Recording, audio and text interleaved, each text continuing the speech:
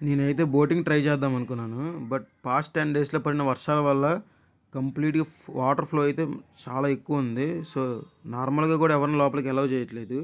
So, మనం ఈసారి వచ్చినప్పుడు కన్ఫర్మ్‌గా బోటింగ్ ట్రై చేద్దాం. Guys welcome back to Telugu budget trips. ఈ రోజు మనం ఎక్స్ప్లోర్ చేయబోయే temple Shri Bezawada Durgamma temple. Let's go. ఇప్పుడైతే మనం టెంపుల్కి అయితే స్టార్ట్ అయిపోదాం. 2 తెలుగు రాష్ట్రాల నుంచి అయితే రెగ్యులర్ ట్రైన్స్ అయితే అవైలబిలిటీలో ఉన్నాయి. అందుట్లో నేను కొన్ని ట్రైన్స్ కింద మెన్షన్ చేస్తాను. ఎవరైతే ట్రైన్ ద్వారా రీచ్ అవుతారో విజయవాడకి నేను చెప్పిన రూట్లో వెళ్ళండి. ఎవరైతే బస్సుల ద్వారా రీచ్ అవుతారో విజయవాడకి వాళ్ళు నేను చెప్పిన రూట్లో వెళ్ళండి. మీకు మనీ సేవ్ అవుతాయి అండ్ టైం కూడా సేవ్ అవుద్ది. ఎవరైతే విజయవాడకి బై ట్రైన్ రీచ్ అవుతారో ఇక్కడ నుంచి గుడి 2.2 కిలోమీటర్లు ఉంటుంది. ఇక్కడ ఆటో వాళ్ళని ఎవరిని అడిగినా సరే 200, 300 ఛార్జ్ చేస్తారు. బట్ అవన్నీ ఫేక్ రేట్స్ అవి నమ్మమాకండి. ఇక్కడ నుంచి టెంపుల్ 2.2 కిలోమీటర్స్. ఈ రైల్వే స్టేషన్ ఆపోజిట్లో బస్ స్టాండ్ ఉంటుంది. అక్కడికి ఎవ్రీ 1 అవర్కి ఒకసారి దేవస్థానం వారి బస్సు వస్తుంది, ఫ్రీ బస్సు. డైరెక్ట్గా మిమ్మల్ని ఇంద్రకీలాద్రి కొండ మీద డ్రాప్ చేస్తుంది. ఇది ఆ బస్ స్టాండ్. లేదు అంటే సర్వీస్ ఆర్డర్స్ ఉంటాయి. పర్ హెడ్ 30 రూపీస్ ఛార్జ్ చేస్తారు. మిమ్మల్ని టెంపుల్ దగ్గరలో డ్రాప్ చేస్తారు. ఎవరైతే విజయవాడకి బస్సు మార్గాన్ని రీచ్ అవుతారో వాళ్ళు సిటీ సెంటర్ బస్ స్టాండ్ నుంచి బయటికి రాగానే లెఫ్ట్ సైడ్ బ్రిడ్జ్ ఉంటుంది. ఈ బ్రిడ్జ్ ఎక్కి దిగితే 300 మీటర్స్ దాటంగానే అమ్మవారి టెంపుల్. సో ఇక్కడ ఆటో వాళ్ళు 300, 200 అంటారు. బట్ మోసపోమాకండి. ఎవరైనా నడవలేని వాళ్ళు ఉంటే సర్వీస్ ఆర్డర్స్ ఉంటాయి. పర్ హెడ్ 20 రూపీస్ ఛార్జ్ చేస్తారు. టెంపుల్ దగ్గరలో డ్రాప్ చేస్తారు. కనిపిస్తుంది కదా బ్రిడ్జి, సగం ఎక్కంగానే కనిపించింది అమ్మవారి టెంపుల్. సో ఎవరు మోసపోకండి. గత 10 రోజులకు పడిన వర్షాల వల్ల నీటి ఫ్లోటింగ్ చాలా ఎక్కువ ఉంది. సో ఎవరిని లోపలికి అలౌ చేయట్లేదు స్నానాలకి. అండ్ రైనీ సీజన్లో మాత్రం కృష్ణా బ్యారేజ్ వ్యూ మాత్రం సూపర్ ఉంటుంది. రివర్ నిండా వాటర్ అండ్ చుట్టూ గ్రీనరీ మౌంటైన్స్తో చాలా బాగుంటుంది చూడడానికి.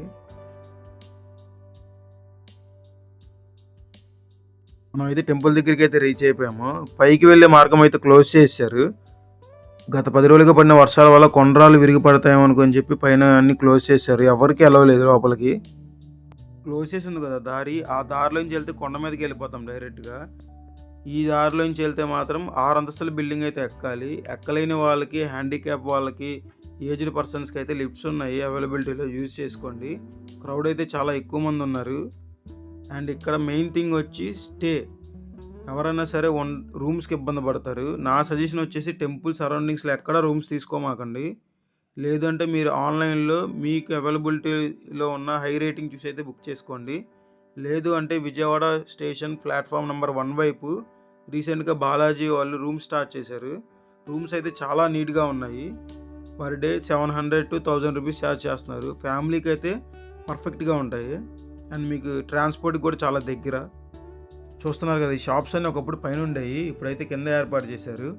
ఈ షాప్స్ దాటంగానే మనకు లెఫ్ట్ సైడ్లో గోశాల ఉంటుంది. ఎవరైనా సేవ చేసుకోవాలంటే రసీదు రాపించుకొని గోసేవ అయితే చేసుకోవచ్చు. ఇది ఆ గోశాల. ఈ గోశాల దాటంగానే మనకి స్టెప్పుల్ stand and phone store room కనబడుతుంది. ఫోన్స్ ఎవరు ఉంటే ఇక్కడ పెట్టేసి వెళ్ళాలి కంపల్సరీ.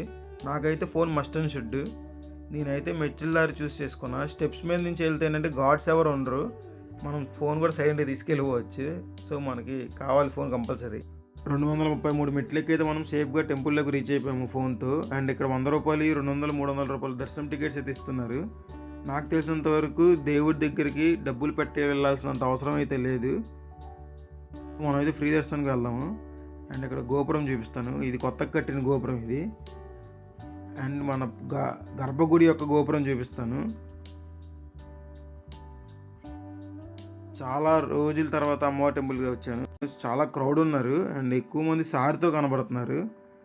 అండ్ 2 days బ్యాక్ చేసిన డెకరేషన్ కూడా అలాగే ఉంది, తీయలేదు ఇంకా. అండ్ చాలా బాగుంది డెకరేషన్. ఇప్పుడైతే మనం ప్రశాంతంగా దర్శనం చేసుకొని టెంపుల్ ప్రాంగణంలో ఉన్న మిగతా గుళ్ళకి అయితే వెళ్దాము. ఒకసారి అమ్మవారి చరిత్ర గురించి కూడా మాట్లాడదాము నెక్స్ట్ ఒక 2-3 మినిట్స్లో.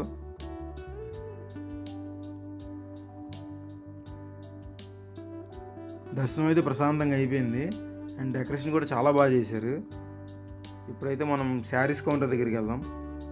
అమ్మవారి దర్శనం కంప్లీట్ చేసుకున్నాక బయటకు వస్తే గుడి ప్రాంగణంలో శివాలయానికి వెళ్ళే దారిలో రైట్ సైడ్లో శారీస్ కౌంటర్ ఉంటుంది. అమ్మవారికి సమర్పించిన శారీస్ అన్నీ ఇక్కడ భక్తులకు సేల్ చేస్తారు. 100 రూపాయల నుంచి శారీ స్టార్ట్ అవుతుంది. అండ్ ఇప్పుడు మనం ఒకసారి గుడి చరిత్ర చూద్దాం. భారతదేశంలో ప్రసిద్ధిగాంచిన శక్తిపీఠాలలో విజయవాడ దుర్గమ్మ టెంపుల్ ఒకటి. అసలు ఈ కొండకి ఇంద్రకీలాద్రి అనే పేరు ఎలా వచ్చిందో చూద్దాం. పూర్వం కీలుడు అనే యక్షుడు ఉండేవాడు. అతడు అమ్మవారి కోసం ఘోర తపస్సు చేయగా ఆ భక్తికి మెచ్చి అమ్మవారు అయితే దర్శనమిస్తారు. ఏం కోరిక కావాలి కోరుకొని ఆయన అంటే, అమ్మా నీవు ఎప్పుడు నా హృదయస్థానంలోనే ఉండాలని కోరిక కోరతాడు. అమ్మవారు సరే అయితే నీవు కృష్ణానది వద్ద కీలుడుగా మారు, నేను నీ మీదకి వచ్చి సేద తీరుతానని చెబుతుంది. అమ్మవారు చెప్పినట్లు కీలుడు కృష్ణానది వద్ద కేలాద్రిగా మారతాడు. కేలాద్రి అంటే కొండ. అమ్మవారు చెప్పినట్టు మహిషాసుని మర్దిని అవతారంలో మహిషుని సంహరించిన తర్వాత ఈ కొండ మీద స్వయంభుగా వెలుస్తారు.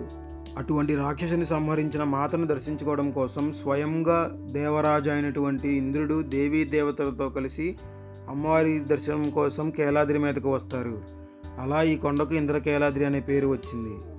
అయితే మాత పక్కన లయకారుడైన పరమేశ్వరుడు ఉండాలని చెప్పి బ్రహ్మదేవుడు తన చేతులతో యాగం చేశారట. ఆ యాగం ఫలితంగా పరమేశ్వరుడు జ్యోతిర్లింగంగా ఇంద్రకేలాద్రిపై దర్శనమిస్తారు. ఆ దృశ్యం చూసిన బ్రహ్మదేవుడు ఆనందంతో మానస కలశాలతో ప్రథమ పూజ చేయడం వల్ల ఆ జ్యోతిర్లింగానికి మల్లేశ్వరునిగా అయితే పేరు వచ్చింది. అయితే మాత ఉగ్రరూపిణిగా ఉండడం వలన యోగులు, ఋషులు, దేవుళ్ళు తప్ప సామాన్య మానవులు ఎవరు దర్శనం చేసుకోలేకపోయేవారు. అక్కడ ఉన్న శివలింగం కూడా కనుమరుగయ్యే సమయంలో ఆది శంకరాచార్యుల వారు ఇంద్రకేలాద్రి విధి చేసి అమ్మవారి ఉగ్రరూపాన్ని తగ్గించడం కోసం శ్రీచక్రపీఠాన్ని ప్రతిష్ఠించారు. దాంతో మాత ఉగ్రరూపం తగ్గి శాంతరూపిణిగా మారింది. ఆ తరువాత అమ్మవారికి ఉత్తరం దిక్కున శ్రీ మల్లేశ్వరుని జ్యోతిర్లింగాన్ని పునఃప్రతిష్ఠ చేశారని చెప్పి ఇక్కడ స్థల పురాణంలో చెప్పబడుతుంది. శారీస్ కౌంటర్ దాటాక శివాలయానికి వెళ్ళే దారిలో ఎడమ చేతి పక్కన నటరాజ స్వామివారు అండ్ సుబ్రహ్మణ్యేశ్వర స్వామివారు దర్శనమిస్తారు. ఒకసారి మనం సుబ్రహ్మణ్యేశ్వర స్వామి టెంపుల్కి అయితే వెళ్దాం. ఇక్కడ చూస్తున్నారు కదా, నాగపడగలు ఉన్నాయి. పక్కనే సుబ్రహ్మణ్యేశ్వర స్వామి టెంపుల్ ఉంటుంది. ఇక్కడ పిల్లలు లేని వాళ్ళు ఉయ్యాల కడితే పిల్లలు పుడతారని చెప్పి వచ్చే భక్తుల నమ్మకం.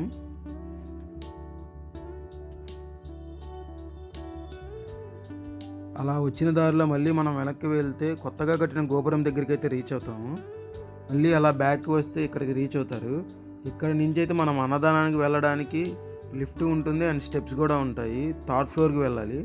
థర్డ్ ఫ్లోర్ రీచ్ అయ్యాక ఇలా లైన్స్ ఉంటాయి. ఈ లైన్స్లో వెళ్తే మనం అయితే అన్నదానానికి వెళ్తాము.